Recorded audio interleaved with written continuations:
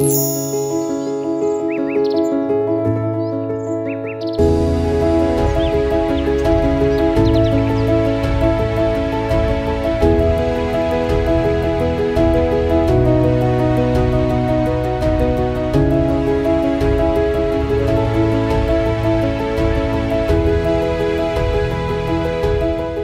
News এখন বাংলাদেশের সংসদের 299 নম্বর আসন হচ্ছে বাংলাদেশের সবচাইতে বড় জেলা এই রাঙামাটি। এখানে 13টি জাতিগোষ্ঠীর বসবাস, এখানে সম্প্রীতি আছে। আমার ঠিক পেছনটা দেখলে মনে হবে আপনি বাংলাদেশের না, আপনি বাংলাদেশের বাইরে ইউরোপের কোনো দেশে। এত সুন্দর প্রাকৃতিক সমস্ত রকমের আয়োজন, এখানে পরিষ্কার, এখানে পর্যটনের এত বেশি সম্ভাবনা, এখানে এত সমৃদ্ধ একটি জেলা প্রাকৃতিকভাবে, কিন্তু সেই জেলায় যেই সমস্যা আমরা দেখতে পাচ্ছি, এখানকার স্বাস্থ্য ব্যবস্থা বলতে কিছু নাই, এখানকার শিক্ষা বলতে তেমন কোনো অবকাঠামো নাই, এখানকার রাস্তাঘাট, যোগাযোগ, 10টি উপজেলা সমন্বয়ে গঠিত, 7 লাখের বেশি মানুষ, একটি মাত্র সংসদীয় আসন, কিন্তু 10টি উপজেলা। এই যা তথ্য দিলাম সবই বাংলাদেশের ব্যতিক্রম। এই জেলা নিয়ে আজকে আলোচনা করব। আমরা আলোচনার জন্য 26-এর নির্বাচনে যারা প্রতিদ্বন্দ্বিতা করবেন বলে আমরা তথ্য পেয়েছি, তাদের আমরা এখানে হাজির করার চেষ্টা করেছি। আমি পরিচয় করিয়ে দিই। আমার ঠিক হাতের বামে রয়েছেন অ্যাডভোকেট মুক্তার আহমেদ, তিনি জামায়াতে ইসলামীর মনোনীত প্রার্থী। আমার ঠিক ডানে রয়েছেন অ্যাডভোকেট দীপেন দেওয়ান, তিনি বিএনপির মনোনীত প্রার্থী। ডানে রয়েছেন আরেকজন, তিনি বিপিন জ্যোতি চাকমা, প্রধান সমন্বয়কারী এনসিপি। আমার একদম বামে রয়েছেন জুই চাকমা, তিনি প্রার্থী বিপ্লবী ওয়ার্কার্স পার্টি। আপনাদের 4 জনকেই স্বাগত জানাচ্ছি। এই রাঙামাটি সম্পর্কে আসলে আমরা পর্যটনের এত সম্ভাবনাময় একটা জেলা, যেখানে এত কিছু করার সুযোগ ছিল এবং আমরা জানতাম যে এই রাঙামাটি অনেক সমৃদ্ধ একটা জেলা, কিন্তু এখানে এই কাপ্তাই লেক, এই সৌন্দর্য ছাড়া মানুষের কাছে যখন আমরা গেছি, এখানকার পাহাড়ি বাঙালি, আমরা যার কাছে গেছি দেখেছি যে এখানকার স্বাস্থ্য ব্যবস্থা বলতে ওরকম কোনো কিছু নাই। আমরা সেটা নিয়েই আলোচনা শুরু করব। আমি প্রথমেই আমার হাতে ঠিক ডান পাশে রয়েছেন অ্যাডভোকেট দীপেন দেওয়ান, আপনাকে দিয়ে শুরু করি। এখানকার স্বাস্থ্য ব্যবস্থা বলতে আমরা যেটা দেখলাম, এখানে 250 শয্যার হাসপাতাল, তার পাশে আরেকটা নতুন হাসপাতাল হচ্ছে, সেখানে কার্যক্রম বলতে কোনো কিছু নাই। প্রত্যেকটা উপজেলায় যে স্বাস্থ্য কেন্দ্র আছে, এখানকার মানুষ যদি অসুস্থ হয়, 6টা উপজেলা তাদের যোগাযোগ ব্যবস্থা সম্পূর্ণ মোটামুটি নির্ভরশীল হচ্ছে নৌ যোগাযোগে। প্রকৃত চিত্রটা কি আসলে এখানকার? আসলে চিত্রটা হচ্ছে কি, এখানে খুব দুর্ভোগ অবস্থা। এখানে আপনার অ্যাকাউন্টেবিলিটি যেটা নাই আর কি। আপনি এটা বলেন সমন্বয়ের অভাব। এখানে হাসপাতালগুলো জেলা পরিষদের তত্ত্বাবধান হলেও কিন্তু সেই জেলা পরিষদগুলো কিন্তু সঠিকভাবে তত্ত্বাবধান করে না। এখানে সমন্বয়ের অভাব। এই কারণে বলতেছে এই যে এটা 250 বেড হওয়ার কথা, এটা এখনো হচ্ছে না। প্লাস আপনি যদি উপজেলায় যান, সেখানে কিন্তু সেরকম তদারকি নাই, কে কখন অফিস করতে। It is due to the কোঅর্ডিনেশনের অভাব আর কি। রাঙামাটি জেলা পরিষদের সেক্ষেত্রে আমি ব্যর্থতায় বেশি দেখি আর কি। সরকারি হাসপাতালে যতগুলো পদ ডাক্তারের, প্রায় সব পদই খালি। আমরা যখন হাসপাতালে গেলাম, আমরা গিয়ে দেখছি যে মেঝেতে রোগীরা শুয়ে আছে। আমরা দেখছি যে ক্যাপাসিটি যে পরিমাণ, তার থেকে 3-4 গুণ রোগী আসে। যেই পরিমাণ ওষুধ থাকা দরকার তা নাই। এক্স-রে মেশিন সহ অন্যান্য যাবতীয় সরকারি মেশিন মোটামুটি অকেজো, এবং ছোট্ট একটা রোগ নিয়ে গেলেও তাকে চট্টগ্রামে রেফার করে পাঠিয়ে দেয়। ব্যাপারটা কি সত্যি কিনা? সত্যি, হ্যাঁ। পার্বত্য জেলা পরিষদে কিন্তু স্বাস্থ্য বিভাগ হস্তান্তর হয়েছে। এখানে হচ্ছে কি, এখানে ডাক্তার সাহেবরা আসতে চান না। এখানে কিন্তু সেভাবে কিন্তু রিক্রুটমেন্ট হয় না। এখানে ধরেন এখানে ডাক্তার সাহেবরা আসতে চান না কেন? এখানে কিন্তু সেরকম সুযোগ সুবিধা নেই। সে কারণে এটা একটা সমন্বয় দরকার। এই কারণে পার্বত্য জেলা পরিষদের সাথে আপনার স্বাস্থ্য মন্ত্রণালয়, সেই সমন্বয়ের অভাবে কিন্তু এখানে ডাক্তার সাহেবরা আসতে চান না। একজন আসলে কিন্তু রিলিজ, একজন স্টেশনে একজন ডাক্তার সাহেব আছেন, ওনার পরিবর্তে না আসা পর্যন্ত রিলিজ হয় না।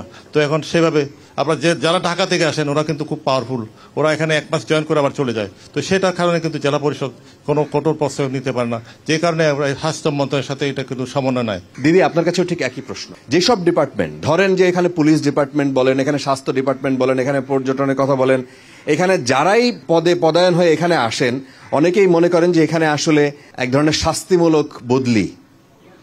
তো সেই কারণে এখানে তাদের ছেলেমেয়েরা পড়াশোনার সুযোগও পায় না। সেই কারণে হয়তো এখানে খুব বেশি দিন থাকতে চায় না সরকারি কর্মকর্তারা। এখানে আপনারা আসলে কি দেখেন, স্বাস্থ্য ব্যবস্থার এইরকম ভঙ্গুর অবস্থা কেন? ধন্যবাদ। স্টার নিউজের মাধ্যমে সারা বাংলাদেশ তথা রাঙামাটিবাসীকে আমি শুভেচ্ছা জানাই আপনার মাধ্যমে। এটা ভৌগোলিক অবস্থার কারণে রাঙামাটি পার্বত্য জেলাটা সারা বাংলাদেশের সর্বোচ্চ একটা জেলা, সর্বোচ্চ উপজেলা বাঘাইছড়ি উপজেলা সারা বাংলাদেশের। কিন্তু সব দিক থেকে কিন্তু রাঙামাটি জেলাটা হচ্ছে বঞ্চিত। এই যে স্বাস্থ্য বিভাগের কথা আপনি বললেন, শুধু স্বাস্থ্য বিভাগ না, আমি গত 9 তারিখে জেলা আইন শৃঙ্খলা মিটিংয়ে ডিসি সাহেব অত্যন্ত আক্ষেপের সাথে বললেন যে আমার 2-3টা উপজেলা একজন ইউএনও দিয়ে চালাতে হচ্ছে। মানে মানব সম্পদের যে অভাব এখানে, যে যাদেরকে নিয়োগ দেওয়া হয়, মনে করেন এই যে উপজেলা স্বাস্থ্য কমপ্লেক্সে যে ডাক্তারগুলোকে দেওয়া হয়, সেখানে তারা যথাযথ দায়িত্ব পালন করেন না বা করতে পারেন না। এখানে তারা অনেক সময় বলে কি নিরাপত্তার ঝুঁকি। রাঙামাটির থেকে বরকল যাবেন, বিলাইছড়ি যাবেন, আপনার লংগুদু যাবেন, বাঘাইছড়ি যাবেন, সবগুলোই কিন্তু নৌকা যোগে, জলপথে। তো সেই জায়গায় অনেকে এটা আগ্রহী না, যে যোগাযোগ ব্যবস্থাটা উন্নত থাকার কারণে, আবার ওখানে মোবাইল নেটওয়ার্কটা না থাকার কারণে অনেকে আবার আসতে চায় না। আপনি জানেন যে এখানে রাঙামাটি পার্বত্য জেলার যে কতজন ডাক্তার থাকার কথা, যেখানে 5 জন ডাক্তার থাকার কথা, সেখানে 1 জন ডাক্তার দায়িত্ব পালন করছেন এবং তিনিও অনুপস্থিত অনেক সময়। তো আমরা চাই যে এই ঘাটতিগুলো পূরণ হোক। জামায়াত ইসলামের প্রার্থী, আপনি যদি একটু বলেন যে এই জেলায় স্বাস্থ্য ব্যবস্থা এরকম ভঙ্গুর অবস্থা কেন? বিসমিল্লাহির রহমানির রহিম। আমরা এমন এক জেলায় বসবাস করি যে জেলায় 10টি উপজেলা, 2টি পৌরসভা এবং 12টি থানা নিয়ে গঠিত একটি সর্ববৃহৎ সংসদীয় আসন। এখানে কাউকে বদলি করা হলে যে কোনো কাজ থেকে এখানে আসার সময় তারা যেন ব্যাগপত্র গুছিয়ে রেখে প্রস্তুতি নিয়ে থাকে কখন আবার ওনারা চলে যেতে পারবেন। খুব কম কর্মকর্তা বা ডাক্তার বা ইঞ্জিনিয়াররা আসে যারা একেবারে ট্রাক ভর্তি করে মালামাল নিয়ে চলে আসবে, এসে এখানে সরকারি বাসায় অথবা বেসরকারি বাসায় থেকে এখানকার জনগণকে সেবা করবে।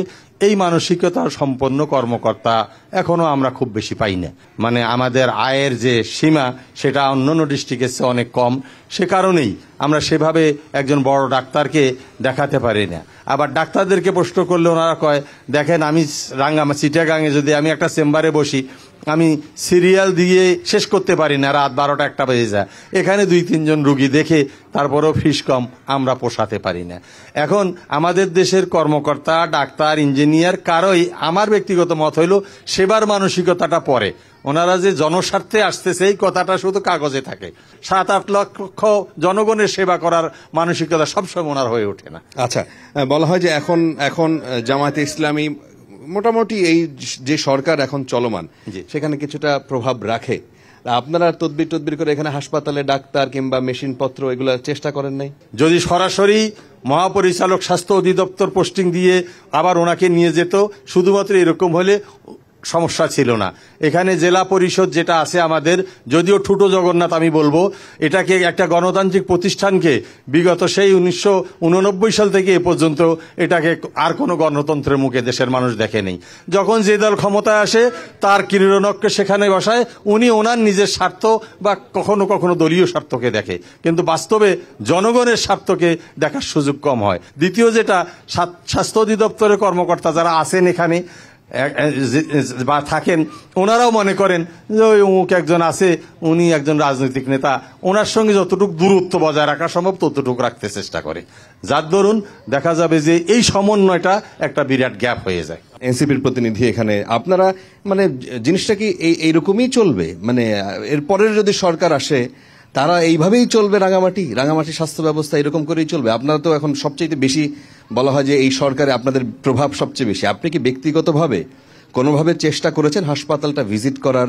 কোনো হাসপাতালে কি গিয়েছেন এখন পর্যন্ত? ফিজিক্যালি কি দেখেছেন? আপনি যে কথাটা বললেন যে এনসিপি বর্তমান সরকারে খুব একটা প্রভাবক হিসেবে কাজ করছে, এটা আমি একদম একমত হতে পারছি না। আপনাদের উপদেষ্টারা, আপনারা এই সরকার গঠনে সবচাইতে বেশি পাওয়ারফুল। আপনি যদি বিএনপির কথা বলেন, জামাতের কথা বলেন, তাদের চাইতেও বেশি আপনার প্রভাব থাকার কথা, এটা তো অস্বীকার করার সুযোগ কম।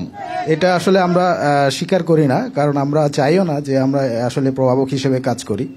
আমরা জনগণের সাথে কাজ করতে চাই, জনগণের তাদের ন্যায্য অধিকার নিয়ে আমরা কাজ করতে চাই, আমরা সেভাবেই এগোচ্ছি।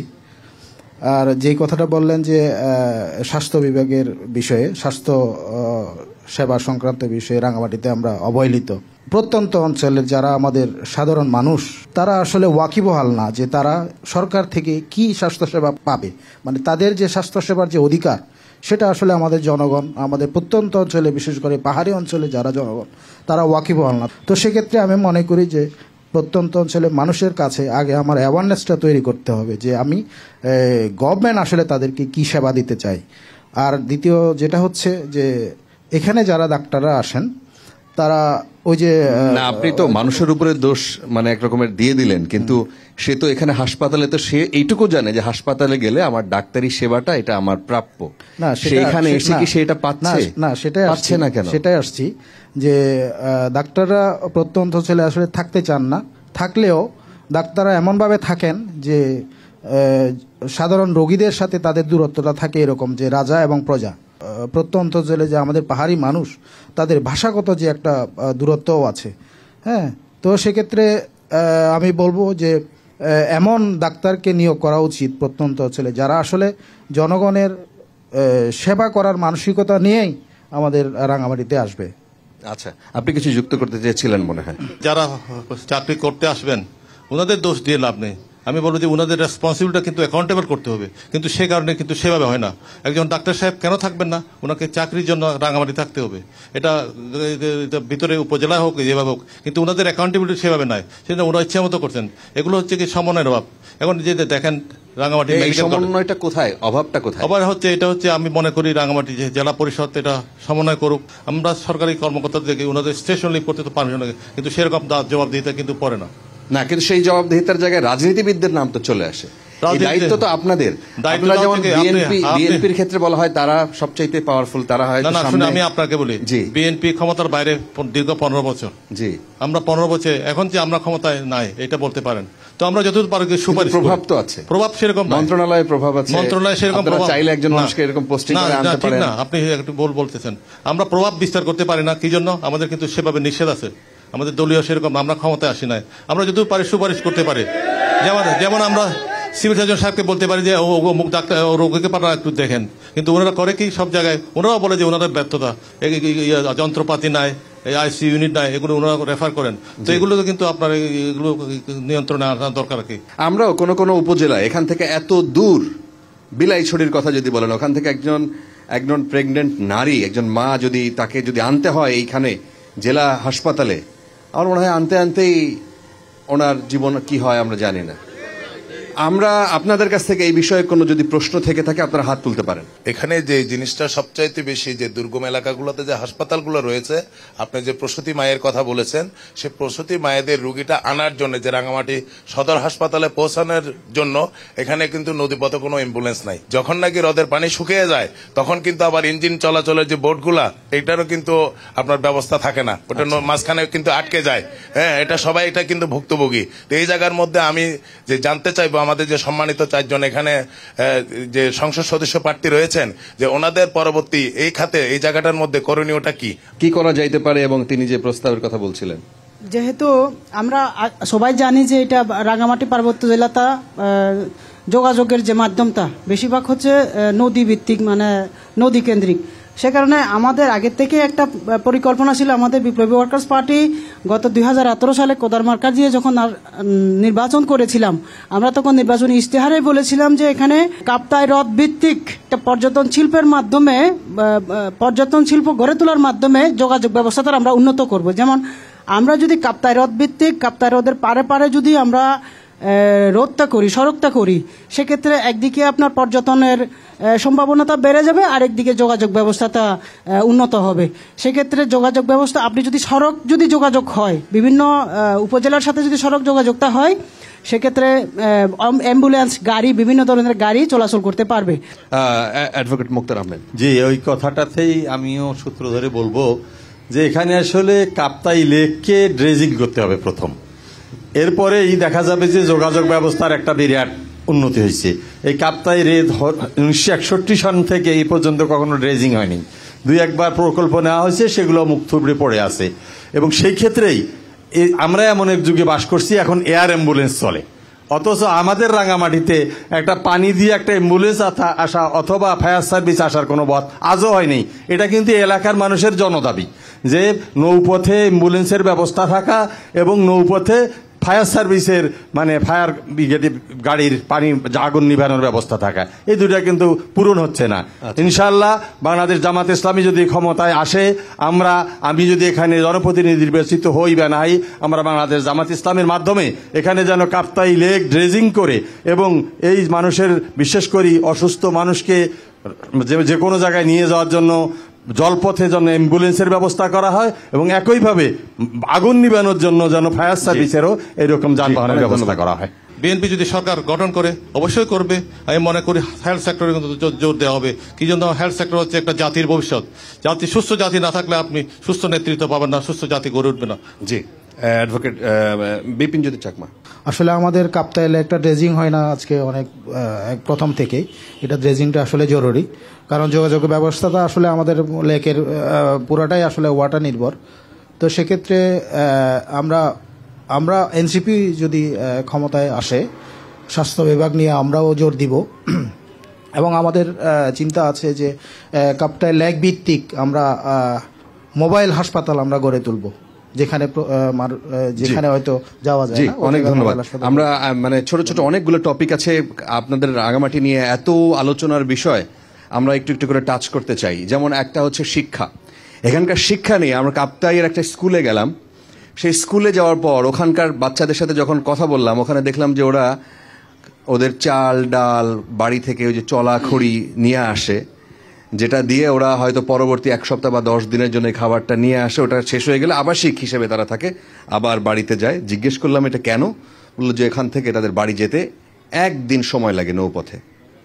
সো বাংলাদেশে এইরকম একটা জায়গা মানে এখনো থাকতে পারে, এটা আমরা মেইনল্যান্ড থেকে মানে এটা উপায় ছিল না যদি আমি নিজের চোখে এটা না দেখতাম, না শুনতাম। দিদি, আপনি একটু বলবেন যে এই ব্যাপারটা আসলে কি, মানে শিক্ষা পরিস্থিতি এখানে কি রকম? আমি যদি বলি যে আমার বাড়ি এখান থেকে আরো 1 দিন লাগে, আপনি বিশ্বাস হবে কিনা জানি না, কিন্তু এটা সত্য। আমার বাড়ি যাইতে, আমার বাড়ি হচ্ছে যে এখান থেকে বরকল উপজেলায়, এখান থেকে যাইতে আপনার 70 কিলোমিটার পরে নদীপথে। তো আমাদের ওখানে স্কুল নাই। আরো ধরেন 10-15 বছর আগে স্কুল যেগুলো হয়েছে ওগুলোতে শিক্ষকের যে চাহিদা, যে পরিমাণ শিক্ষক থাকার কথা, ওই পরিমাণ শিক্ষক তো নাই। সেই সাথে স্কুলগুলোর যে অবকাঠামো ব্যবস্থা, এটাও মোটামুটি অপ্রতুল। তো সেই জায়গা থেকে আমি বলবো যে এই আপনার বাংলাদেশ বিনির্মাণের জন্য, বাংলাদেশ উন্নয়নের জন্য সর্বপ্রথম যেটা করতে হবে সেটা হচ্ছে শিক্ষা এবং স্বাস্থ্য খাত, যোগাযোগ, বেকারত্ব, এইগুলোতে কিন্তু হাত দিতে হবে। যে আমি একই প্রশ্ন আপনাকেও করতে চাই, বিএনপি প্রার্থী, যদি একটু বলেন যে এখানে শিক্ষার যে হার বাংলাদেশের সবচাইতে সর্বনিম্ন মনে হয় এটা ঝরে পড়া বাচ্চাদের, স্কুলে যাওয়া বাচ্চাদের। শিক্ষকরা যে আপনার পাঠদান করবেন সেরকম কিন্তু পরিবেশ গড়ে ওঠে নাই। ধরেন ওখানে আপনাকে ধরেন এখানে আমি একটু বলে রাখি, রাঙামাটি পার্বত্য জেলা পরিষদ কিন্তু প্রাথমিক স্তর পর্যন্ত ক্লাস 5 পর্যন্ত তার নিয়ন্ত্রণ করে, কিন্তু এখানে সুস্থ ব্যবস্থাপনার অভাব।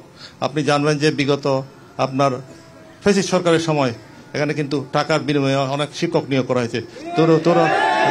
ওনারা যদি একজন আপনি মনে পাসপোর্ট বানাতে বুঝবেন, পাসপোর্ট লেখে কি প্রকল্প পাসপোর্ট বানাটা বলছে উচ্চারণ করতে, এইসব শিক্ষক কিন্তু ফ্যাসিস্ট সরকারের আমলে নেওয়া হয়েছে। তো ওনারা কি শিক্ষা দেবেন, সেটা একটা দিক গেল। এখন হচ্ছে কি যারা অবকাঠামো, যারা এখানে ছেলে গার্ডিয়ান আছে, ওরা কিন্তু সেভাবে সহযোগিতা দুর্বল। আপনি দেখবেন যে প্লেন ডিস্ট্রিক্টে কিন্তু ফান্ডিং করে ফুড দেয়, কিন্তু এখানে কিন্তু সেরকম নয়। সবকিছু একজন যে আপনি বলতেছেন যে খাদ্য নিয়ে, সেটা ফ্যাক্ট, কিন্তু আমি প্লেন ডিস্ট্রিক্টে দেখলাম যে ওখানে কিন্তু ফুড ব্যবস্থা আছে, টিফিন ফুড আর কি, কিন্তু এখানে সেরকম ব্যবস্থা নয়, সেরকম নজরও না আর কি। মোটামুটি এমন শিক্ষা ব্যবস্থা যে নাজেহাল অবস্থা, এখানে কিন্তু আপনার কোনো সুযোগ নাই। স্বাস্থ্য বলেন, চিকিৎসা বলেন, এর সাথে নো কম্প্রোমাইজ।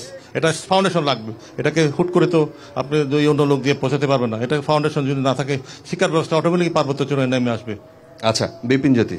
শিক্ষকরাই আসলে জাতির মেরুদণ্ড।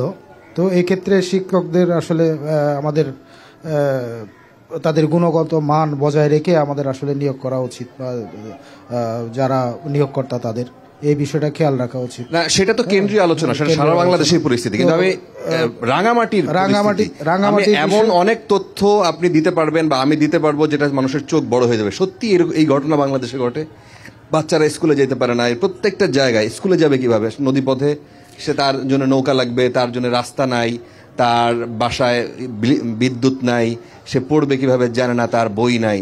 মানে একটু আপনাদের কাছ থেকে পরিষ্কার হতে চাই, বাংলাদেশের বেশিরভাগ মানুষ জানেই না এটা, যে পিছিয়ে পড়া একটা জেলা যে কি পরিমাণ পেছানো হইতে পারে। আপনি কি জানেন আসলে? এরকম অনেক গ্রাম আছে যেখান থেকে আসলে স্কুলে যাওয়া, তার ভোরবেলা উঠে তার স্কুলের টাইমে স্কুল ধরতে না পারা, এরকম অনেক জায়গা আছে প্রত্যন্ত। আমি একটা ইয়েতে দেখেছিলাম, মিডিয়াতে দেখেছিলাম যে বড় একটা পাহাড় বেয়ে সিঁড়িতে উঠে উঠে তাদেরকে স্কুলে যেতে হয়। মানে এটা যে কত রিস্ক, যে ওখান থেকে যদি কেউ পড়ে যায় তাহলে ও বাঁচার সম্ভাবনা নেই। এরকম রাস্তাও আছে যে স্কুলে যাওয়ার জন্য তাদের এরকম রাস্তা ব্যবহার করতে হয়। তো প্রত্যন্ত অঞ্চলের অবকাঠামো যেহেতু আসলে সুবিধা নাই, এবং সেক্ষেত্রে ছাত্রছাত্রীরা ঠিকমতো স্কুল করতে পারে না, এবং টিচাররাও আসলে ওভাবে অ্যাটেন্ড করতে পারে না। কারণ টিচাররা যে যাবে একটা জায়গায়, একটা স্কুলের পাশে যে থাকবে, থাকার আবাসস্থল ওরকম নাই, আবাসস্থলের সুবিধা নাই। অনিয়ম হয় না এখানে? এরকম যেভাবে বললেন যে অনিয়ম হয় না এখানে, যে তিনি থাকেন এক জায়গায় ঢাকায়, তিনি হাজিরা দিচ্ছেন অনিয়ম আগে প্রচুর ছিল। এরকম যে আমরা বর্গা শিক্ষক বলতাম, যে আমরা আগে শুনেছি যে বর্গা দেয়া, যে তারা বর্গা দিয়ে আসে গ্রামের কোন একজন শিক্ষিত লোককে তারা বর্গা দিয়ে আসে, যে মাসে আমি তোমাকে এত টাকা দিব, তুমি আমার স্কুল এখন নাই। এখন অনেকটুকু কমে গেছে, আমরা দেখেছি, বিভিন্ন পর্যালোচনায় দেখেছি, এবং শিক্ষা অফিসের মাধ্যমে আমরা জেনেছি যে এটা অনেকটুকু কমে গিয়েছে, মানে ম্যাক্সিমামই কমে গিয়েছে এটা।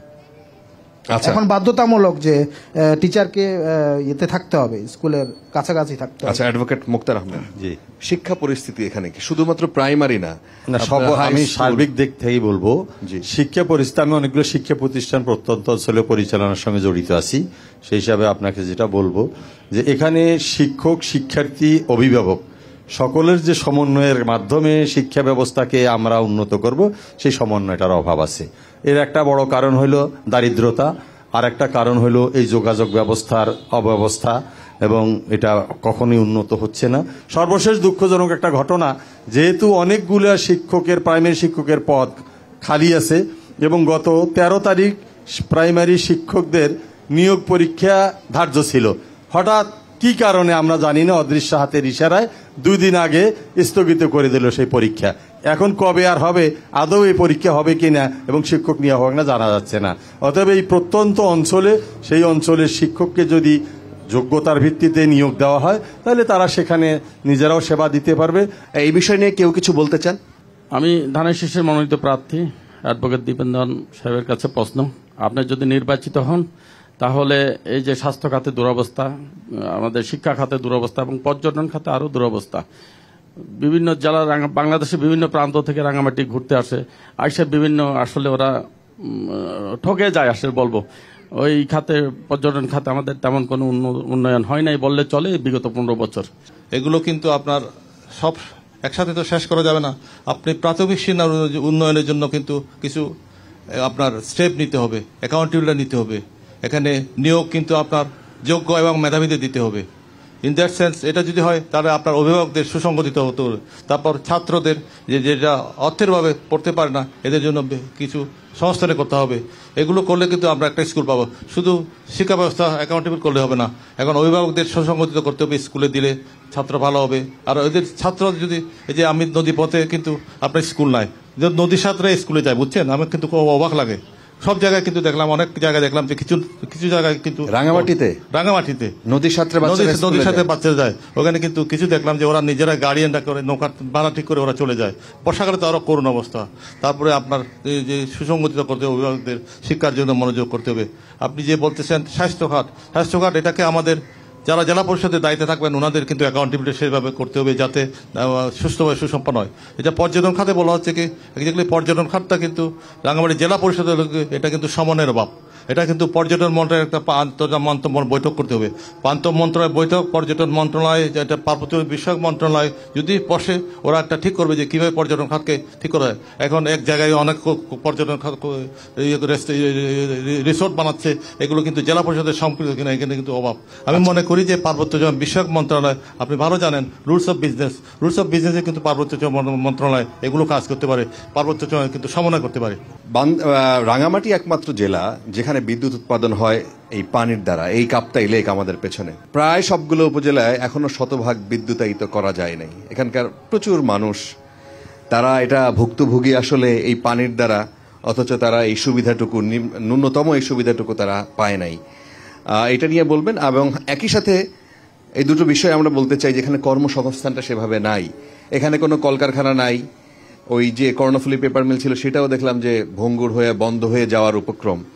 তো এখানকার মানুষ আসলে চলে কিভাবে, এই মানে এটাই তো আমাদের মাথায় আসে না। দিদি যদি শুরু করেন। আমাদের এই জলবিদ্যুৎ কেন্দ্রে যেই বিদ্যুৎ উৎপাদন হবে, ওই বিদ্যুৎ প্রথমে আমাদের এলাকায়, আমাদের রাঙামাটি জেলায় চাহিদা মিটিয়ে তবেই জাতীয় গ্রিডে যাবে। কিন্তু এখানে ঘটনা হচ্ছে ভিন্ন। বিদ্যুৎ যেরকম আমাদের এখানে চাহিদা পূরণ করে বাইরে যাবে, জাতীয় গ্রিডে যাবে, ঠিক তেমনি মাছ, কাপ্তাইরদের মাছও কিন্তু আমাদের এলাকার আমিষের চাহিদা পূরণ হওয়ার পরে তবেই অন্য জেলায় যাবে। এটা আমরা যদি দায়িত্বে আসি, আমরা কিন্তু ক্ষমতায় যাব না। আমরা কখনো এই জিনিসটা ব্যবহার করি না, বা উপরওয়ালা যেন আমাদেরকে এই কথাটা কখনো মুখ দিয়ে উচ্চারণ না করায় যে আমরা ক্ষমতায় আসছি। আমরা যদি দায়িত্বে আসি, আমরা জনসেবা করার জন্য আসব এবং জনগণের শতভাগ সেবা নিশ্চিত করব, এটা আমরা কথা দিতে পারি। এখানে পর্যটন শিল্পের নানা বিতর্ক থাকার একটিমাত্র কারণ হচ্ছে ওখানকার স্থানীয় যারা স্টেক হোল্ডার আছে ওদেরকে ওখানে সম্পৃক্ত না করা। আমরা যদি এখানে কাপ্তাই হ্রদ ভিত্তিক পর্যটন শিল্প যদি আমরা গড়ে তুলি, আমরা যদি এখানকার স্থানীয় স্টেক হোল্ডারের এখানে যদি আমরা যুক্ত করি, এখানকার যারা বেকার যুবক যুবতী আছে তাদেরকে যদি আমরা যুক্ত করি, তারা নির্বিঘ্নে প্রতি মাসে তাদের নিজস্ব কমপক্ষে 30-40 হাজার টাকা কামানো সম্ভব। কারণ যেহেতু এটা পর্যটন এলাকা, আপনি জানেন যে এখানে যখন মৌসুম থাকে, ইদানিং মৌসুম শুরু হচ্ছে শীতের মৌসুমে, প্রতিদিন আপনার এখানে কমপক্ষে 2000 গাড়ির এখানে আসে বাইরের থেকে। মানে 2000 গাড়ি মানে কতজন লোক, কমপক্ষে 40,000 পর্যটন এখানে এসে জমা হয়। তো 40,000 পর্যটক যদি এখানে রাঙামাটিতে প্রতিদিন আছে, তো তাদের যে এখানে যে খরচাপাতি, এখানে যে তারা এই যারা এখানে উদ্যোগ নেবে, উদ্যোক্তার থেকেই তো তারা জিনিসপত্র কিনবে, এখানেই তো তারাও তো লাভবান হবে। তো সেই কারণে আমরা তখন চাকরির পিছনে, যারা বেকার যুবক যুবতী যারা আছে তারা চাকরির পিছনে ছুটবে না, তখন তারা কি উদ্যোক্তা হবে, যে আমরা পর্যটন ভিত্তিক আমরা উদ্যোগ গ্রহণ করব। জি, এত সম্ভাবনাময় অন্য জেলা আমার কাছে কমই মনে হচ্ছে। সেই হিসেবে রাঙামাটি মানুষ এভাবে জানেও না এবং রাঙামাটির মানুষ কিছু পায়ও না। সেটা কেন হলো এরকম? প্রথমে বলবো, পর্যটন শিল্পের উন্নয়নের ক্ষেত্রে সরকারেরও উদাসীনতা আছে এবং আমাদের এই এলাকার যারা সাধারণ মানুষ তারাও খুব বেশি যে এটার প্রতি আগ্রহী তারা, যেটা বললেন সাধারণ আয়ের মানুষ যারা, তারা ওই মাছ, ঘাস, বাঁশ এগুলোর সঙ্গেই সম্পৃক্ত। এটাকেই তারা মনে করেছে তাদের ভাগ্য, অন্য কিছুর দিকে যেতে চাচ্ছে না। আগামীতে বাংলাদেশ যদি যে পরিবর্তনের কথা বলা হচ্ছে, সেই পরিবর্তনের যদি ঠিকই পরিবর্তন হয়, তাহলে যেমন প্রথম বন্ধ হয়ে যাবে সিন্ডিকেট ব্যবসা। সিন্ডিকেট ব্যবসা বন্ধ করতে না পারলে কোন সেক্টরের উন্নতি হবে না। কি সিন্ডিকেট ব্যবসা আছে? এটা এর মধ্যেও সিন্ডিকেট ব্যবসা আছে, কার্ড ব্যবসা। এটা সিন্ডিকেটের মাধ্যমে কারা নিয়ন্ত্রণ করে? যারা নিয়ন্ত্রণ করে তারা অদৃশ্যে, কখনো পলিটিক্যাল লিডার, কখনো ব্যবসায়ী লিডার। বলতে কোনো অসুবিধা না, অসুবিধা বললাম, তারা তো অদৃশ্য। একটা সময় যে ফ্যাসিবাদের কথা বললো, আওয়ামী লীগের সময় ধরে নিলাম, যে সেই সময় একরকম, তখন তারা নিয়ন্ত্রণ করছে। এখন যারা ক্ষমতা আসবে তারা নিয়ন্ত্রণ করবে, এরকম ভাবটা এরকম। আমাদের দেশে পরিবর্তনটার জন্য আমরা আগ্রহী হচ্ছি না কেন? আর যদি আমরা মনে করি যে পক্ষ আমার প্রতিদ্বন্দ্বী, আমরা প্রতিদ্বন্দ্বী মনে করতে চাই না। যে পক্ষ আমার প্রতিযোগী সে আমার শত্রু, আমি সেটা মনে করতে চাই। আচ্ছা, অ্যাডভোকেট দীপন, আমি একটু করে জাস্ট রিলেটেড ম্যাটারটা বলি। রাঙামাটি প্রযুক্তি বিশ্ববিদ্যালয়ের ছাত্র দলের কোনো কার্যক্রম নাকি রাঙামাটি প্রযুক্তি বিশ্ববিদ্যালয়ে নাই। কি জন্য বিসি সাহেব নিষেধ করছেন? ওখানে ছাত্র দল করা যাবে না। এটা কিসের প্রতিফলন? যদি এটা জবাব যদি আমি দিতে, আমি বলবো যে রাঙ্গামাটি প্রযুক্তি বিশ্ববিদ্যালয় এখনো আতুর ঘরে। সেই আতুর ঘরের বিশ্ববিদ্যালয়ে কোনো পক্ষই এখনো রাজনীতি করে না। তাহলে রাজনীতি করলে শুধু ছাত্র দল করবে, ছাত্র শিবির করবে না, অথবা ছাত্র ইউনিয়ন করবে না, এটা তো হতে পারে না। তো আপনি বললে যখন করবে সবাই করবে। তাহলে আপনি বলে দেন ছাত্র রাজনীতি নিষিদ্ধ, বলে দেন। একটু একটা প্রশ্ন আছে, আমরা একটু নেই। বলেন। জি, আমি একটু বলি। অ্যাডভোকেট মুক্তার সাহেবের কাছে বলছি যে আপনি বলছেন যেটা চালু হয়নি, যে প্রযুক্তি বিশ্ববিদ্যালয় মানে অনেক দিন আগে ৩-৪ বছর থেকে চালু হয়েছে, এটাকে চালু হয়নি কেন বললেন এটা আমি বুঝতে পারছি না। আপনি কি চালু অর্থ কি বুঝাচ্ছেন এটা একটু যদি বুঝিয়ে বলেন ভালো হতো। ছোট করে যদি বলেন। জি, আমি যা বলছি আপনি বুঝতে ভুল করেছেন। আমি বলছি যে ছাত্র রাজনীতিটা সেভাবে চালু করা সম্ভব হয়নি, কোন দলেরই সম্ভব হয়নি। এটা শুধু ছাত্র দল কেন কথাটা আসবে? আমরা যখন এখানে কথা বলতে আসছি শুধু ছাত্র দল আসবে না, সব সেখানে সবাই ছাত্র দল নয়, ছাত্র দল, ছাত্র ইউনিয়ন, পাহাড়ি ছাত্র পরিষদ, ছাত্র শিবির সব সংগঠন করতে পারছে, কোনো বাধা নেই, আমি যতটুক জানি। আচ্ছা, অনেক ধন্যবাদ। এই যে 17 বছরটা তিনি যে আক্ষেপ করে যে কথাগুলো বললেন, এই 17 বছর এত বঞ্চনার কথা, আমরা সারা বাংলাদেশে যে পরিমাণ বাজেট বরাদ্দ দেখেছি, এই রাঙামাটির পরিস্থিতি আসলে কি ছিল? কারা নিয়ন্ত্রণ করেছে? প্রশাসন থেকে শুরু করে এই পর্যটন ব্যবসা, এই কার্ড ব্যবসা, এগুলো কারা করেছে? আমি আপনাকে প্রথমে বলি, আপনার প্রশ্নের উত্তরে যাব যে এখানে হচ্ছে যে বিদ্যুতের কথা বলেছেন, বিদ্যুৎ কিন্তু আপনার এখানে উৎপাদনের কথা বলতেছি না, বিদ্যুৎ কিন্তু আপনার বিএনপির আমলে কিন্তু আপনার বিলাইছড়িতে ওখানে কিন্তু বিদ্যুতায়ন করা হয়েছে, যত উন্নতি হয়েছে কিন্তু বিএনপির আমলে। এখন আপনি যদি বলেন এই যে বিদ্যুৎ উৎপাদনের কথা, এখানে ঠিক এটা বলতে পারি, আমরা দাবি করতে পারি যে পার্বত্য চট্টগ্রাম যখন আমরা কষ্ট করেছি এই বিদ্যুতের জন্য, আমাদের সরকারের কাছে দাবি করা যে আমরা প্রায়োরিটি দেবো, কিন্তু কেউ তো দাবি করেনি। আমাদের যদি দাবি করতো তাহলে মনে হয় সরকার এটা করতো। আমি মনে করি আমি যদি সংসদ সদস্য নির্বাচিত হয়, আমি প্রধান সরকারের কাছে দাবি করবো যে এই বিদ্যুতের জন্য আমরা অনেক কষ্ট করেছি, আমাদের একটু প্রায়োরিটি দেওয়া হোক। যদি পারে এখানে, যদি পারেন আমরা সাবসিডি মূল্যে কিনে নিই, কিন্তু আমরা অনেক কষ্ট করছি, এগুলো কিন্তু সরকারের কাছে আলোচনা করতে হবে। এটা আমার মনে হয় আলোচনার মাধ্যমে সম্ভব। দ্বিতীয় প্রশ্নের উত্তর রাখি, যে আপনি বলতেছেন কর্মসংস্থান, এখানে কর্মসংস্থানের সুযোগ কিন্তু আপনি দেখেন কাপ্তাই রেয়ন মিল বলতেন, paper mill plus Gagra textile mill, এগুলো যদি বিএনপি সরকার আসে আমি অবশ্যই চালুর চেষ্টা করব, আমি যদি সংসদ সদস্য হই, তাহলে কিন্তু কর্মসংস্থানের সুযোগ হয়। আমি আরেকটা বলে রাখি, এখানে কর্মসংস্থানের উদ্যোগ কিন্তু সরকারকে নিতে হবে। যেমন এখানে ক্ষুদ্র মাঝারি শিল্প আছে, ওনারা উদ্যোগ করেন, কিন্তু আপনি ব্যাংক ঋণের ব্যবস্থা করে দিতে হবে। এখানে কেউ চুরি করে খাবে না, কাজ করে খাবে, সেই সুযোগটা বিএনপি সরকার করে দেবে বলে আমি মনে করি। সর্বক্ষেত্রে এখানে কিন্তু আপনার ব্যাংক ঋণ দেওয়া খুব কষ্টকর, এখানে যদি সরকার যদি পৃষ্ঠপোষকতা না থাকে হবে না। আমি মনে করি যে বিএনপি সরকার আসলে বেকার সমস্যার সমাধান, অনেক কিছু সমাধান সম্ভব। এই যে পর্যটনের কথা বলতেছেন, পর্যটন একটা বিরাট ফ্যাক্টর। আমি মনে করি যে এটা কিন্তু আন্তঃমন্ত্রণালয় বৈঠকে যেটা আগে বলছিলাম, এটা যদি এখানে কিন্তু ফরেনার আসা কিন্তু নিষেধ, এটা যদি একটু রিল্যাক্স করে হোম মিনিস্ট্রির সাথে যোগাযোগ করে ওরা একটু ঘুরে গেল, আপনি তো ভালো জানেন এখানে ডলারটা বেশি ইম্পর্টেন্ট, এখানে যদি বিনিয়োগ ডলারে যদি আমরা টাকা পাই, হিল ট্যাক্স অনেক কিন্তু পর্যটন খাতে অনেক করবে, এগুলো কিন্তু একটা নীতিমালার মধ্যে সরকার হোম মিনিস্ট্রি এটা প্রয়োগ করতে পারে। যে এত মানে প্রশ্ন সেই ঘুরে ফিরে এক জায়গায় যায়, এত সম্ভাবনা থাকা সত্ত্বেও এই জিনিসটা হয় নাই কেন? দাদা, আপনি যদি একটু এই জায়গায় যুক্ত করেন যে রাঙামাটিতে আমরা আগে যে অভিযোগগুলো আপনাদের আসবো আবারও, যে অভিযোগগুলো আমাদের কাছে এসছে যে রাঙামাটির জেলা পরিষদ বলেন, ডিসি অফিস বলেন, প্রত্যেকটা ইউএনও যে বরাদ্দগুলো আসতো টেন্ডারে, আগে ধরেন যে আওয়ামী লীগের সময় যারা ছিল তারা এটা ভাগ বাটোয়ারার কথা অনেকেই অভিযোগ করেছেন, এখন সেটা কারা করছেন? কারা করছে এটা আসলে বলা তো মুশকিল, কারণ আমরা তো আসলে নেইনি। হ্যাঁ, কিন্তু আমরা জেলা পরিষদকে বলেছি যে নতুন যে প্রকল্পগুলো ডিস্ট্রিবিউট করা হয়েছে, ছোটখাটো যে খাদ্য বরাদ্দ বিষয়ে, হ্যাঁ, এই প্রকল্পগুলো যেন জনসমক্ষে উত্থাপন করা হয় যে কোন খাতে কোন জায়গায় ব্যয় করা হয়েছে এবং সেই প্রকল্পগুলো আসলে বাস্তবায়ন হচ্ছে কিনা সেগুলো নজরদারির মধ্যে আনা হয়। না, কিন্তু আপনারা খোঁজ খবর রাখেন না ওইভাবে? আমরা জবাব দিয়ে যেতে পারি, কিন্তু আমরা তো খোঁজ খবর নিতে পারি না। আচ্ছা, খোঁজ খবর নিতে পারবেন না, আপনি রাজনীতি করেন, আপনি সামনের দিন সেই তালিকাগুলো জনপ্রতিনিধি হতে চান, সেই তালিকাগুলো যদি আমাদের কাছে আছে, আমরা বলেছি যে তালিকাগুলো দেন। জি, তালিকাগুলো দিদির কাছে শুনি এই প্রশ্ন। আমি চরিত্র কিন্তু চেঞ্জ হয় না, আমি কিন্তু সহজ সরল মানুষ। আমি আপনার আগেও বলেছি যে আমি খেতে খাওয়া মানুষ, কৃষক মানুষ, আমার ভিতরে একটা কথা বাইরে আর একটা কথা, এরকম আমার কথা বলতে পারি না। আপনি যদি দেখেন প্রত্যেকটা প্রশাসন রাঙামাটির মধ্যে শুধু মানুষগুলো চেঞ্জ হয়েছে, চরিত্রগুলো কিন্তু চেঞ্জ হয় না। আগে মানুষের চরিত্রগুলো চেঞ্জ করতে হবে, তারপরে এইবার আমি গত 29 তারিখ মুখ্য নির্বাহী কর্মকর্তার সাথে মিটিং করেছিলাম আমরা আমাদের পার্টির পক্ষ থেকে। যে বর্তমানে যে এত প্রকল্প কেন মানুষ সুবিধা পাচ্ছে না, সাধারণ মানুষ, মানে জেলা পরিষদের যে প্রকল্প, যে বাজেট, যে বরাদ্দ, সরকারের যে বরাদ্দ, এই বরাদ্দ দিয়ে 5,01,000 মানুষ রাঙ্গামাটি জেলার মধ্যে 5,01,000 মানুষকে কিন্তু ঘরের বাজার পর্যন্ত করা যায়। সেই বাজার যাচ্ছে কোথায় আপনি কি জানেন যায় কোথায়? এখানে বেশিরভাগ হচ্ছে যে বুতুরে প্রকল্প। এরা প্রকল্পগুলো যারা নিয়ন্ত্রণ করে, আপনাকে তো বলছি যে এগুলো যে মানুষ চেঞ্জ হয়েছে, চরিত্র চেঞ্জ হয় নাই, চরিত্রগুলো যেহেতু বদল হয় নাই, ওই চরিত্রহীন মানুষগুলোই কিন্তু ওগুলো করতেছে।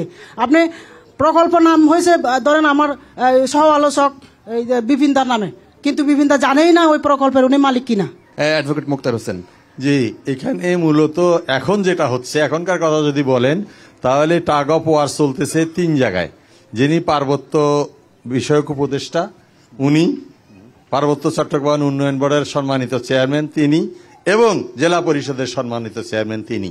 আমরা গত কয়েক মাস ধরে কোন প্রকল্পের ব্যাপারে শুনতেছি অমুকের জন্য পারতেছে না, অমুকের জন্য পারতেছে না। 3 জনে কিন্তু সরকারি দায়িত্ব পালন করতেছে। এখন ওনাদেরকে কিন্তু জনগণ কিছু বলতে পারবে না, বলতে গেলে সরকারি কর্তব্য কাপে যে বাধা দিছে কই একটা মামলা দিলে শেষ। অতএব আমি যেটা মনে করি, প্রথম জবাবদিহিতা যাদের কাছে হওয়া উচিত, এই দেশের মানুষ আমরা শুধু বলি আমরা জনগণের কাছে জবাবদিহি করা দরকার, আসলে জনগণ জবাবদিহির সুযোগই পায় না। আচ্ছা, একটু বলি যারা কর্তৃপক্ষ, যেমন পার্বত্য চট্টগ্রাম বিষয়ের মন্ত্রণালয়ের মাননীয় উপদেষ্টা যিনি, উনি গত 2 মাস আগে নিজে বলতেছেন পার্বত্য অঞ্চলে যত বরাদ্দ আসছে বিগত সময়ে, এই বরাদ্দ যদি কাজে লাগতো তাহলে পুরা পার্বত্য জেলার উপরে দিয়ে ছাদ করা যেত। এটা ওনার মুখের বক্তব্য, এটা মিডিয়ায় আসছে। তাহলে পারলো না কেন? এইরকম কেউ না কেউ তো দায়িত্ব পালন করছে, জনগণ তো শুধু দেখে আছে। আমি মনে করি এর দূর। আর ওই কখনো কখনো যারা যদি বেশি দায়িত্বশীল হিসেবে যারা মনে করছে, তারা একটু প্রতিবাদ করছে অথবা চেষ্টা করছে সেগুলাকে ত্বরান্বিত করার জন্য। আচ্ছা, আমরা একটা প্রশ্ন নেই। জি, যে উন্নয়নের যে বিষয়টা, উন্নয়নের পূর্ব শর্ত হলো শান্তি প্রতিষ্ঠা। যে রাঙ্গামাটি পার্বত্য জেলার যে তরুণদের উন্নয়ন কিংবা আর্থসামাজিক কিংবা তাদের বেকারত্ব দূরীকরণ যে বিষয়টা নিয়ে কথা উঠছে, যে এখানে যে পার্বত্য অঞ্চলের বিশেষ করে আমাদের যে ব্যবসা বাণিজ্যের বিষয়গুলো রয়েছে, বিশেষ করে কাঠের ব্যবসা, বাঁশের ব্যবসা, কাজু বাদাম ব্যবসা, কিংবা তার সাথে এখানকার পাহাড়ি পণ্য কিংবা পাহাড়ি কাপড় চোপড় যে উন্নয়ন হয়, তার চেয়ে বড় ইদানিং যেটা হচ্ছে যে এই অঞ্চলের যে আমাদের যে বিশাল লেক যে কাপ্তাই যে এলাকাটা রয়েছে, যে প্রাইভেট ট্যুরিজম যে বিষয়টা রয়েছে, কিংবা ইকো ট্যুরিজম কিংবা কমিউনিটি ট্যুরিজম, এই বিষয়টা যদি আমরা ডেভেলপ করাতে পারি, যে এই অঞ্চলটি আমাদের ভূস্বর্গ কিংবা কাশ্মীরের চেয়ে সবচেয়ে বেশি ডেভেলপ করবে, এবং এই এলাকার যারা বেকার যারা যুবক সমাজ রয়েছে তাদের আর্থসামাজিক অবস্থা উন্নয়ন করতে পারবে। তো এর পিছনে যেটা অনেকে ট্যুরিজম ব্যবসা করতে চায়, আসতে চায়, স্থাপনা করতে চায়, কিন্তু শান্তির কারণে, কিছু চাঁদাবাজির কারণে অনেকে এই ট্যুরিজম ব্যবসা থেকে সরে আসছে। এই চাঁদাবাজি এখন কারা করে? আমি শেষ করে দেই, যার কারণে আমার প্রশ্ন কারা করে আপনি বলতে পারেন? আপনি নিশ্চয়ই জানেন এলাকায় যে আমাদের বিশৃঙ্খল পরিস্থিতি রয়েছে, ইন্টারনালি যে আঞ্চলিক সংগঠন রয়েছে, তারা বিভিন্ন স্থাপনা করতে গেলে তারা চাঁদা দিতে হবে। প্রশ্ন থাকবে এই এলাকায় আর্থসামাজিক উন্নয়নের জন্য আগামীতে দায়িত্ব পেলে যে এই এলাকার প্রাইভেট ট্যুরিজম কিংবা কমিউনিটি ট্যুরিজম ডেভেলপের বিষয়ে ওনাদের ভূমিকার কি হবে, এই একটা বিষয়। সেকেন্ড বিষয় থাকবে পার্বত্য মন্ত্রণালয়, জেলা পরিষদ কিংবা উন্নয়ন বোর্ড, এই যে 3টা ডেভেলপমেন্ট অথরিটি কিংবা স্টেক হোল্ডার রয়েছে, যারা মিনিস্ট্রি যা সিদ্ধান্ত দিচ্ছেন ওনারা করতেছেন, এই বিষয়গুলা পাবলিক কনসার্ন হওয়ার জন্য, যে বছরে বছরে হাজার হাজার মেট্রিক টন চাউল গম বরাদ্দ হচ্ছে, এই গম বরাদ্দগুলো ওরা কিভাবে দিচ্ছে, কাকে দিচ্ছে? এটা হচ্ছে interim government, no accountability to the people. আমরা যদি ক্ষমতা আসি, তারেক সাহেব বলেছেন এটা একটা জবাবদিহি সরকার হবে। সেই জবাবদিহি সরকারে যদি বিএনপি সরকার ক্ষমতা করে, আমরা জেলা পরিষদকে কিন্তু দায়িত্বশীল করব, ইনক্লুডিং দ্য মিনিস্ট্রিকে জনগণের কাছে জবাবদিহি দিতে হবে যে এই যে বরাদ্দ আমি কোথায় গেল, এগুলো আমি মনে করি যে 2001 সালে কিন্তু জবাবদিহিতা ছিল। 2001 সালে পার্বত্য বিষয়ক মন্ত্রণালয় কিন্তু আপনার জবাবদিহিতা ছিল, এগুলো কিন্তু আপনার কিন্তু সবকিছু এর মধ্যে ছিল। এগুলো কিন্তু কোনো সেরকম ঘাপলা পাওয়া যায়নি। কিছু দুর্নীতি থাকতে পারে, এটা আমি অস্বীকার করি না। তারপরে দ্বিতীয় বিষয়টা বলি, ইকো ট্যুরিজম, এগুলো হচ্ছে কি পজিটিভলি এগুলো আলোচনা করে বসতে হবে। এটা concern with the tourism ministry. এখানে হচ্ছে কি এই যে এখন জেলা পরিষদের দায়িত্ব কিন্তু পর্যটনটা আছে, কিন্তু ওনাদের কিন্তু সেরকম পাওয়ার দেওয়া হয় না আর কি। তো জিনিসটা হচ্ছে কি এখানে কিন্তু সমন্বয়ের অভাবটা আর কি। আমি মনে করি আগামীতে বিএনপি সরকার গঠন করলে আমরা এগুলো আন্তঃমন্ত্রণালয় বৈঠকের মাধ্যমে ইকো ট্যুরিজম প্লাস যে ইয়ে করা যায়, মানে কিছু আর্থিক স্বাবলম্বী করা যায়। সে রিসোর্টকে সহযোগিতা করার জন্য অনেক সাহায্য করে, তো রিসোর্ট করলে এগুলো কিন্তু সাহায্য করে। আপনারা উদ্যোগ নেবেন, আমরা উদ্যোগ নেব। জি। যে অ্যাডভোকেট মামুন সাহেবের প্রশ্ন আমার কাছে করছে, আমি একটু দেই জবাব। ধন্যবাদ অ্যাডভোকেট মামুন সাহেবকে। উনি চেম্বার অফ কমার্সের প্রেসিডেন্ট হিসেবে যেহেতু দায়িত্বরত আছেন, সুন্দর 3টি কথা বলছেন। এটা হলো ব্যক্তিগত ট্যুরিজম, ইকো ট্যুরিজম এবং মানে বিভিন্ন ধরনের সরকারিভাবে ট্যুরিজমের ব্যবস্থা করা। এইটা আসলে রাঙ্গামাটি পার্বত্যবাসীর দীর্ঘদিনের দাবি, শুধু আজকের কথা নয়, কিন্তু ওই দাবির মধ্যে থেকে যায়, কেউ উদ্যোগ নেয় না। আমি একটা উদাহরণ দেই। আমাদেরকে আব্দুল আওয়াল মিন্টু সাহেব এদেশে এসেছিলেন, এসে বিএনপি, জামাত এবং এই ধরনের কিছু নেতাদেরকে হোটেল সুফিয়াতে আমাদেরকে ডিনারও করাইছেন এবং আলোচনা হয়েছে। পরের দিন সকালে আমাদের সঙ্গে আবার বসার কথা, জানা গেল উনি ভোরবেলা চলে গেছেন ব্যস্ততা দেখিয়ে। কেন? জানা গেল এইখানকার যারা কর্তৃপক্ষ তারা বলছেন যে এই রকম কোন উদ্যোগ নিয়ে পার্বত্য চট্টগ্রামে আসা যাবে না।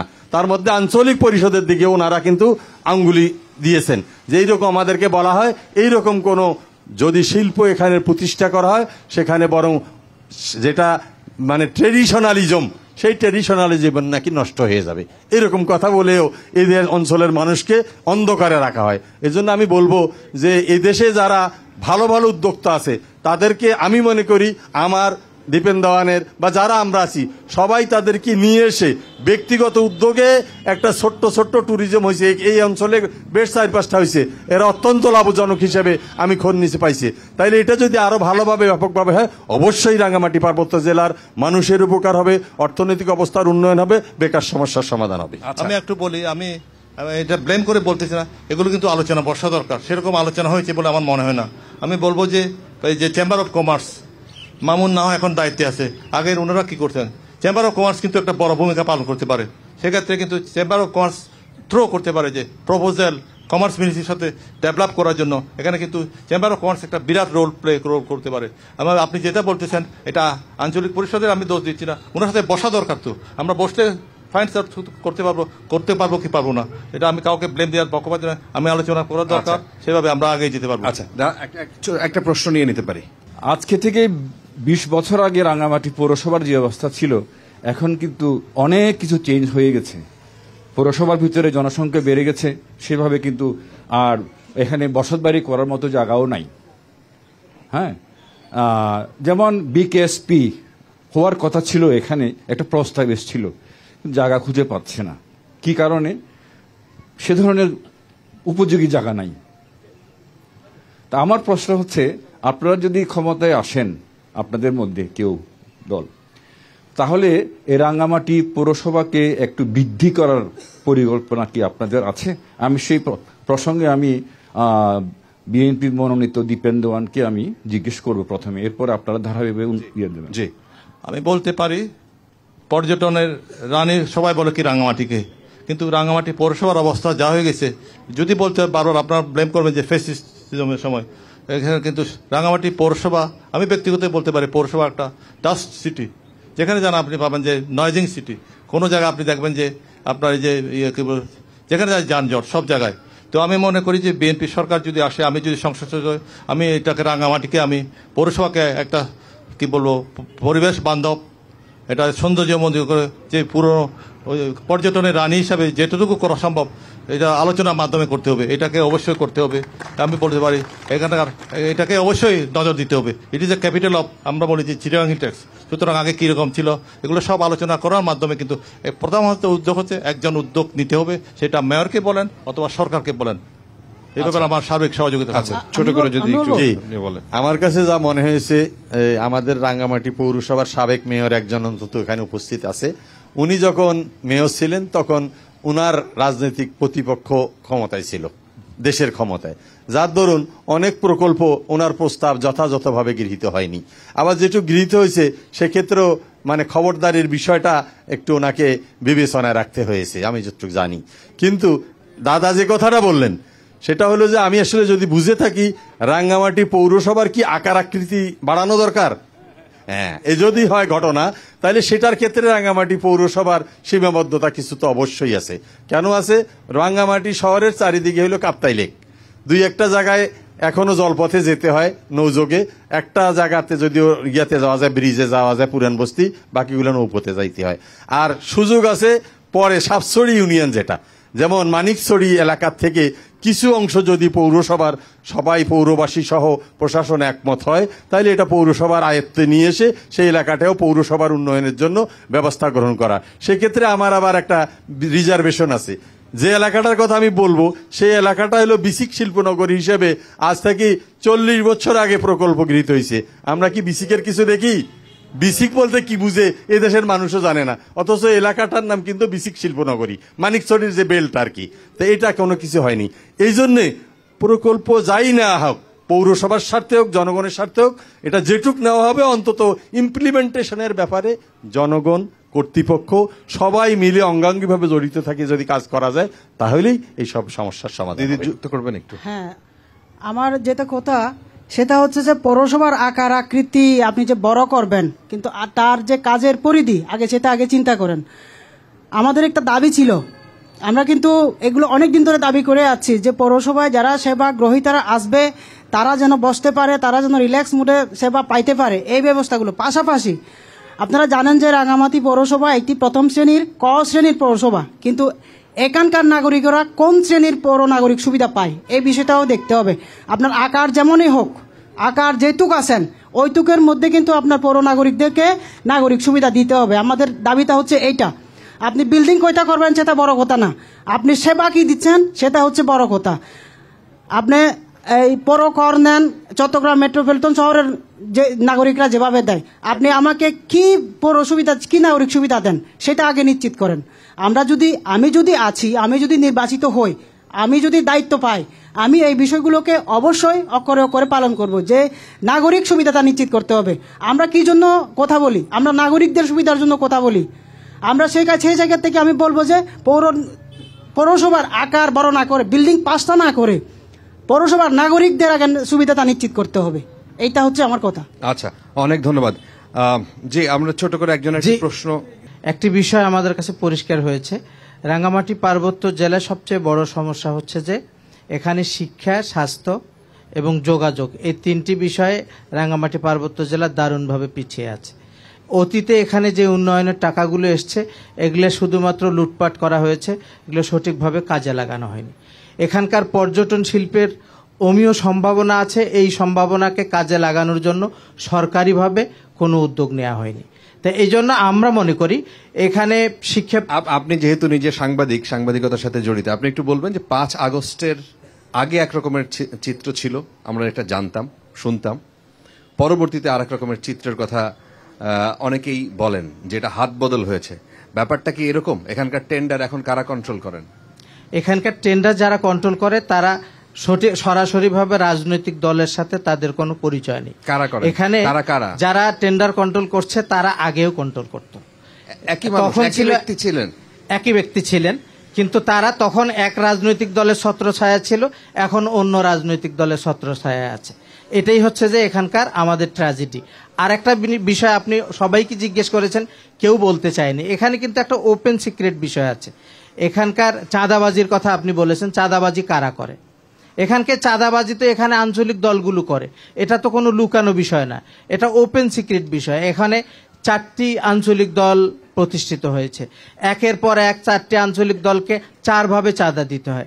এই চাঁদাবাজি যতক্ষণ বন্ধ না হবে ততক্ষণ এখানকার উন্নয়ন সঠিকভাবে এগোতে পারবে না। তাছাড়া আরেকটা বিষয় হচ্ছে যে এখানে পার্বত্য চট্টগ্রামের যে চুক্তি করা হয়েছে, এই চুক্তি নিয়ে নানা ধরনের বিতর্ক আছে।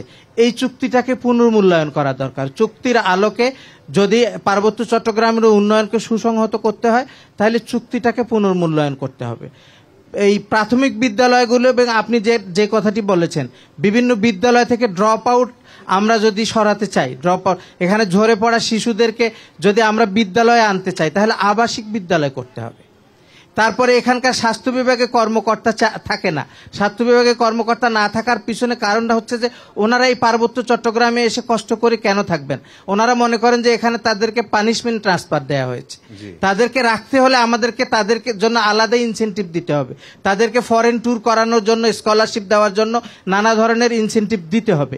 এই বিষয়গুলো আমরা মনে করি যারা আগামী দিনে আমাদের নেতৃবৃন্দ এখানে যারা আছেন তারা এই যে ট্যুরিজমের উন্নয়নের জন্য দেশি বিদেশি ইনভেস্টর আনতে হবে।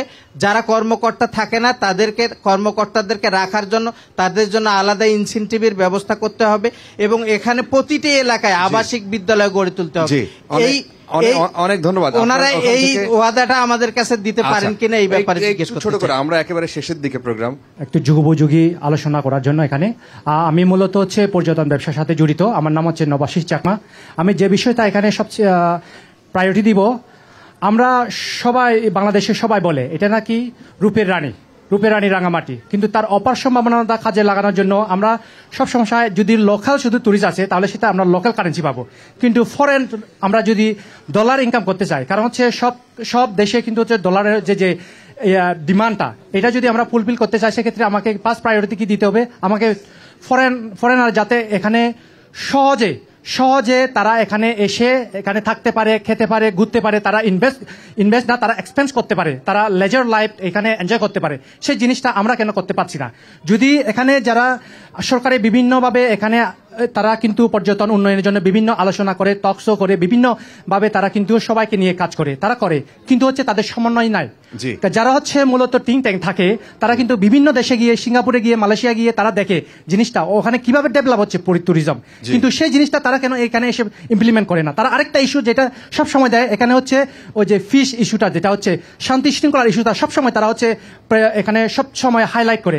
শান্তি শৃঙ্খলা কাশ্মীরে যদি আমি তুলনামূলকভাবে যদি দেখি, আমি কাশ্মীরে গিয়ে দেখেছি সেখানে কিন্তু ট্যুরিজম হিউজ অফ ডলার সেখানে ইনকাম করছে, কারণ ওখানে কি এই রাঙামাটি হিল ট্যাক্সের চেয়ে অনেক ভয়াবহ পরিস্থিতি হয় না, আমরা নিউজে দেখি, কিন্তু সেখানে কেন ওরা ফরেনাররা এলাও, বাট হোয়াই এখানে তারা এলাও হয় না? যদি সেভাবে এলা হয় তাহলে আমি মনে করি রাঙামাটিতে যে ডলার আমরা ট্যুরিজমের ক্ষেত্রে ইনকাম করতে পারবো সেটা অপরাপর দেশের যে সামগ্রিক অর্থনৈতিক যে উন্নয়ন আছে সেক্ষেত্রে অগ্রণী ভূমিকা রাখবে বলে এটা আমি বিশ্বাস করি। অনেক ধন্যবাদ।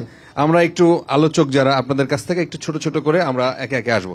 দাদা আপনাকে দিয়ে শুরু করি, আপনাদের কি প্ল্যান? ওনারা অনেক বিষয় আসছে, খুব সুন্দর কথা বলেছেন ট্যুরিজমের বিষয়ে। আমাদের প্ল্যানিং আছে যে কমিউনিটি ট্যুরিজমটাকে আসলে ডেভেলপ করা। আপনারা জানেন বান্দরবানে ছোট আকারে কিছু কমিউনিটি ট্যুরিজম অলরেডি ওখানে কয়েক বছর ধরে শুরু হয়েছে। আমরাও যদি রাঙামাটিতে এরকম কমিউনিটি বেস ট্যুরিজমটাকে ডেভেলপ করতে পারি, আমার মনে হয় এতে যেমন স্বনির্ভরতা চলে আসবে সাধারণ জনগণের মধ্যে, তেমন আমাদের ট্যুরিজমের যে ফ্লেভারটাও চলে আসবে, অন্যরকম একটা ফ্লেভারে চলে। এটা আমাদের প্ল্যানিং আছে। আরেকটা যেটা আত্মকর্মসংস্থানের বিষয়ে যেটা বলেছেন, আমাদের এখানে হচ্ছে মূলত কৃষি নির্ভর সবাই, কৃষি এবং মৎস্য নির্ভর। তো কৃষি নির্ভর যে জনগোষ্ঠী আছে, যে জনসাধারণ আছে, এখানে বনরূপা বাজারে একটা হাট বসে প্রতি বুধবার এবং শনিবারে। হ্যাঁ, ওখানে আমরা দেখেছি যে যারা চাষি তারা বিভিন্ন ধরনের ফলমূল নিয়ে আসে, কিন্তু অবিকৃত ফলমূল তারা পানিতে ফেলে চলে যায়। তো এই ক্ষেত্রে কৃষকদের দাবি ছিল যে এখানে যেন একটা কোল্ড স্টোরেজ করা হয়। তো এটা অনেক দিনের দাবি। আমরা আসলে যদি কখনো দায়িত্ব পাই, আমরা তাদের সাথে কাজ করে একটা কোল্ড স্টোরেজের ব্যবস্থা করব, কোল্ড স্টোরেজ করব। অনেক ধন্যবাদ। দিদি আপনার কথা, আপনার প্ল্যানিং যদি একটু শুনি, খুব ছোট করে যদি বলেন। আমি তো বলেছি যে পর্যটন বিকাশে আমার যথাযথ ভূমিকা থাকবে এবং এখানে যেন ফরেনার যেন আসতে পারে সেই ব্যবস্থাটা আমরা অবশ্যই করব, কারণ আমরা চাই আমাদের এলাকাটা ডেভেলপ হোক। বিদেশিরা যদি আসতে পারে তবে কিন্তু এখানকার এলাকাটা ডেভেলপ হবে। আর সেই সাথে কিছুক্ষণ আগে আপনি বললেন যে কর্ণফুলী পেপার মিল বন্ধ হয়ে গেছে, আমরা আগেও আমাদের ইশতেহারে ছিল এগুলো চালু করা, সেই সাথে কোল্ড স্টোরেজ করা, রাঙামাটিকে একটা ফ্রি ওয়াইফাই জোনে নিয়ে আসা এবং রাঙামাটির যতগুলো প্রশাসন আছে এই প্রশাসনগুলোকে এক একটা নাগরিক সেবা কেন্দ্রে পরিণত করা। কারণ হচ্ছে যে আমরা দেখেছি বিগত সময়ে যারা বিভিন্ন প্রশাসনের ঢুকে ওখানে বিভিন্ন দলীয় পরিচয় না দিলে কিন্তু যাওয়া যায় না, সেবাটা পাওয়া যায় না। সে কারণে আমরা এই সিদ্ধান্ত নিয়েছি যে আমরা যদি দায়িত্ব পাই, রাঙামাটির প্রত্যেকটা প্রশাসন এক একটা জনসেবা কেন্দ্রে পরিণত হবে। আমি মাঠে নামছি, মানব সভ্যতার ইতিহাসের সব থেকে মানব যে ক্রমবিকাশের প্রথম যে হাতিয়ার কোদাল নিয়ে আমি আপনাদের সকলের আশীর্বাদ সহযোগিতা কামনা করছি। ধন্যবাদ সবাই। আচ্ছা, অ্যাডভোকেট দেওয়ান, আমি বলতে চাচ্ছি যে এখানে কিন্তু আপনার বাংলাদেশে কিন্তু টুরিস্ট পুলিশ রয়েছে, জানেন তো? জি, টুরিস্ট পুলিশ হচ্ছে ফর দ্য টুরিস্টের, কিন্তু এখানে হচ্ছে কি বাংলাদেশ রাঙামাটিতেও আছে, যেটা আমার এই যে প্রশ্ন উত্তর বলেছেন। এখানে হচ্ছে কি আমাদের মনে হয় একটা সমন্বয়ের অভাব, আস্থার অভাব। আমরা এটা সমন্বয় করতে পারি না।